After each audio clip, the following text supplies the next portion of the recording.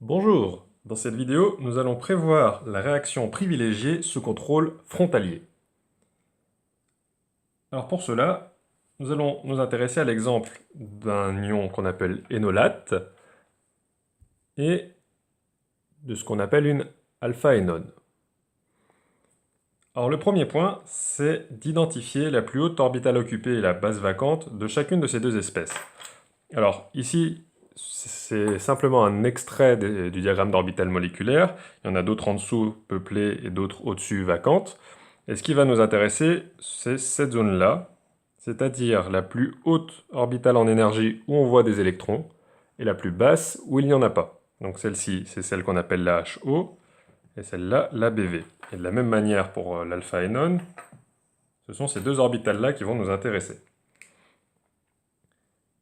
Alors, une fois qu'on a identifié quelle était l'orbitale HO et BV sur chacune des deux molécules, on les place sur un axe en énergie, si ce n'est pas encore fait, et on va chercher à identifier l'écart entre haute occupée et basse vacante le plus faible. Alors ça peut être haute occupée et basse vacante sur la même molécule, ou haute occupée et basse vacante sur une autre. Tout est envisageable. Alors ici,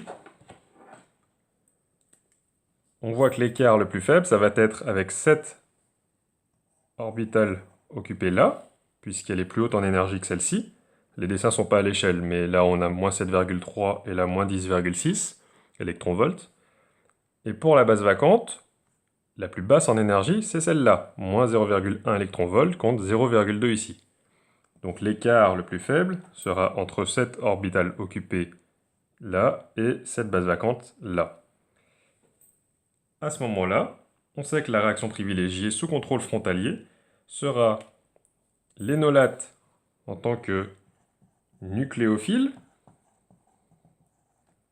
c'est-à-dire qu'il va interagir via sa HO, et l'alpha-énone en tant qu'électrophile, c'est-à-dire qu'on s'intéressera à sa base vacante. Et on voit par exemple que ce n'est pas l'énolate qui réagira avec lui-même ou l'alpha-énone qui réagira avec elle-même. Donc on a bien un nucléophile et un électrophile distincts d'après les orbitales frontalières.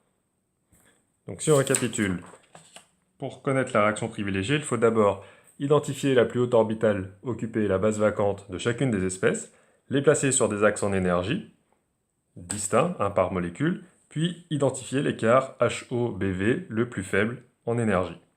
Et c'est cet écart-là qui va dire quelle est la réaction privilégiée.